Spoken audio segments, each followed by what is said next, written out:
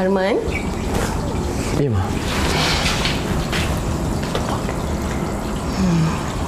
Macam mana? Tak pujuk Nina? Nak pujuk macam mana, Ma? Tidak, tak ada lagi dah. Pergi mana? Entahlah.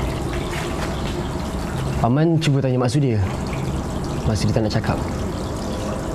Mak Sudi cuma kata yang dia dah pergi jauh dan dia takkan balik. Kita pergi rumah Mak Su ya? Betul, Ma? Jom. Jom.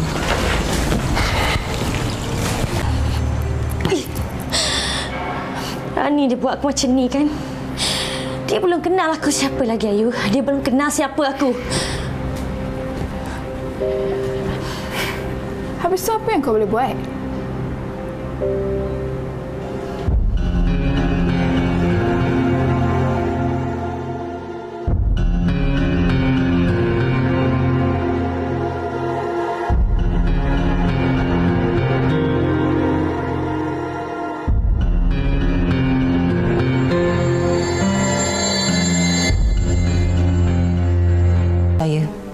Abang ingat saya tak tahu? Tadi pun bank call saya, abang issue cek 200,000 abang nak bagi pada Zara Ibrahim. Nasib baik saya cepat, kalau tak senang lenang perempuan tu bang. Senang-senang je abang bagi duit pada girlfriend abang ya.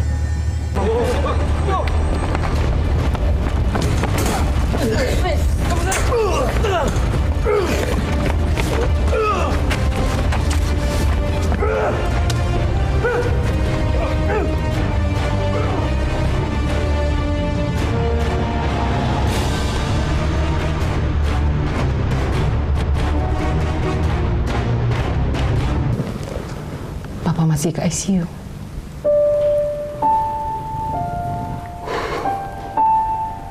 Danish akan cari siapa yang buat ni, Ma.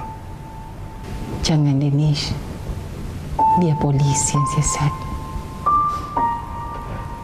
Tapi siapa yang sanggup pukul Papa sampai macam tu, Ma?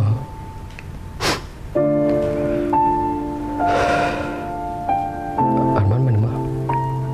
Arman jumpa Nina dekat Janda Baik. Esok dia balik.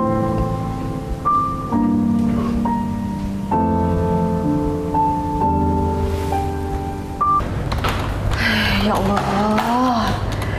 Aku tak tahanlah dengan dia. Cerewet betul. Ada je tak kena lah. Alah, mula-mula benci, lama-lama rindulah tu. Tolong sikit orang macam tu nak jadi boyfriend aku. Daripada aku jadi girlfriend dia, baik aku bujang sampai tua tau. Tapi kan dia tu handsome. Kalau lah dia nak kat aku, anytime dia aku nak tau. Nak orang kaya, nak datuk pula tu. Perangai macam tu. Tolonglah.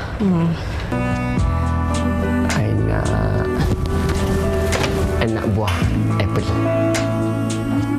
Kopeklah sendiri. Ingat kerja saya nak buat kopek semua ni. Biar sakit. Tolonglah. Please.